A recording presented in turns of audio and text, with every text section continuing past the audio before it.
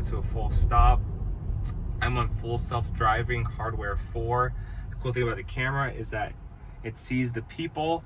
Also, it sees the stoplights. You have a car here turning right. He looks like he's gonna make a right turn, and it shows it on there as well. I'm so impressed. The one thing I've also noticed about the hardware and the chip on this Model Y is that it's very quick to react, right? I think you're on the NVIDIA chip, I'm not too sure, but basically the NVIDIA chip is, I don't know if you can see it here, I'm not sure, but usually AMD Ryzen. So we're on the AMD Ryzen chip. Because you're on the AMD Ryzen chip, you're gonna notice that the software and just the whole UI of the car is much smoother compared to the previous chips on the Model Ys. Also, like, I've noticed that the ventilation, the air conditioning is a lot better. This car feels extremely premium, and I'm a big fan of this car actually. I think for a daily driver, especially if you have a family, this is a great car to drive, full self-driving. I actually feel like I have a lot of room in this car. I'm about, say, 5'10", 5'11" with shoes, and I have a lot of room with my legs. It feels nice. In the Model 3, I do kind of feel squished, right? But the Model 3 is such a good deal right now because of the financing, because it's been out for so long. So that's the reason I kind of went with the 3. We'll probably go with the Y later on, a year or two down the road, once they have better financing with it, and probably this will probably go down in value. They'll probably have like a rear-wheel drive that's even cheaper. So I'm excited for that day to eventually come. But right now, long range, all-wheel drive, really great suspension so far. So I'm just driving the normal city streets, and it's performing extremely well on it. Hardware 4 has been a huge kind of step up. Tesla is going to full self-driving unsupervised. Right now it is supervised, where you have to like pay attention to the road, where it is going to unsupervised. It's not on this car yet, but eventually it will kind of go on it, which I'm excited for. And right now I'm just very, very impressed with this car. Very quiet cabin. It's pretty awesome. The car is going to turn right. As you know, as we're going to turn right, you're going to start seeing that there is a lot of construction here on this road. It's kind of insane. So I want to show you guys how it performs with the construction. Hardware 4, full self-driving. We're going to get on the road right now. As you can see, left lane closed ahead. We have a garbage truck. There's a whole bunch of people walking. The camera is going to recognize everyone on the screen. Like, there's a whole bunch of people walking. It's also going to recognize just the construction. So it's going to perform really well. As you can see, the road kind of changes up to a construction road, and the car is going to perform as if you're driving the car like normally, not on like a crazy construction. It's going to be super stop and go around, which kind of sucks, but it's going to perform really well. So right now, this road is all construction. So as you can see, there's cones here on the left. There's stoplights down.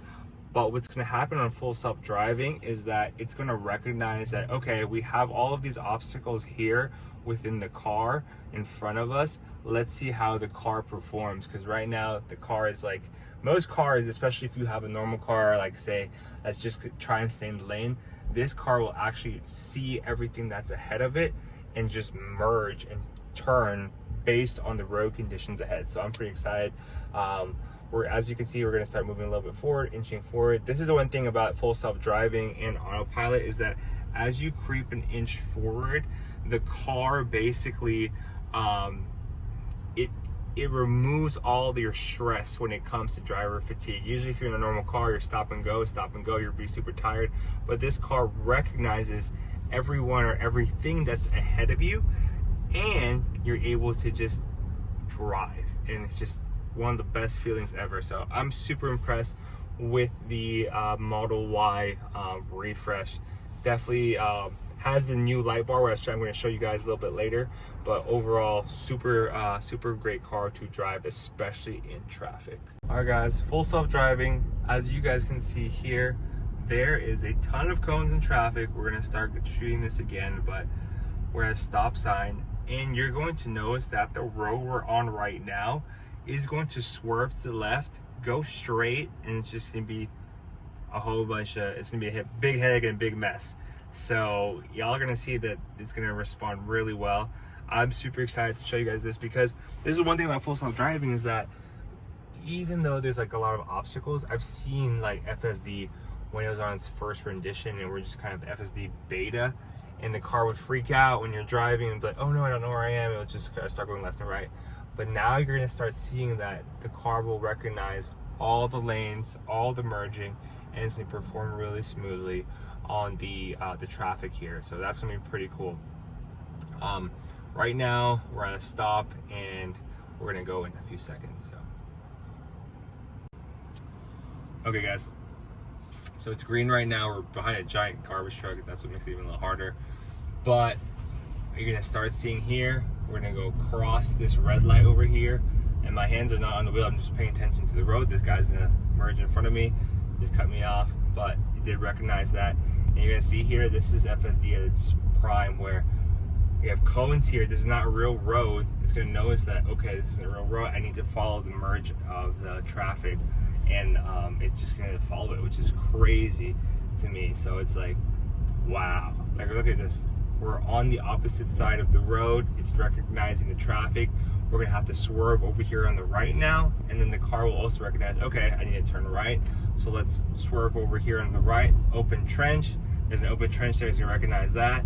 So turn here, and it's gonna go back straight, and voila, we're back on the normal road. That's freaking crazy to me that the car is able to recognize this.